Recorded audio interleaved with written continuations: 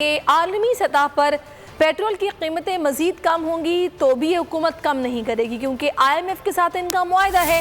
شوکت طرین نے پیٹرول کی قیمتیں کم نہ کرنے کا حکومتی ایجنڈا بے نقاب کر دیا۔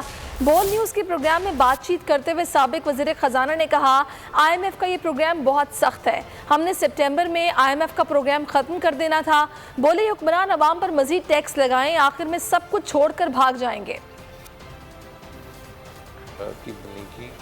کیونکہ ان کی IMF کے ساتھ ایک کمٹمنٹ ہے کہ 855 بلین کا انہوں نے پیٹرولیم لیوی جو ہے لگانا ہے، تو یہ جیسے ہی قیمتیں کم ہوں گی یہ اس کو بڑھا دیں گے اور قیمتیں زیادہ کم نہیں کریں گے، کیونکہ ان کی یہ کمٹمنٹ ہے۔ یہ IMF کا جو ایک قسم سے پروگرام ہوا ہے، اور دیکھیں سخت پروگرام، بہت ہی سخت پروگرام ہے۔ ہم نے پروگرام کیا ہوا تھا، ہم نے تو ستمبر میں ختم کر دینا تھا IMF کا پروگرام، تو اس کا مطلب ہے کہ 1 سے 1.5 ٹریلین روپیہ ان کو اور ٹیکس لگانے پڑیں گے، تو nothing is going to be very easy for Pakistan اور پاکستانیوں کے لیے۔ ایک بار پھر نمبر 1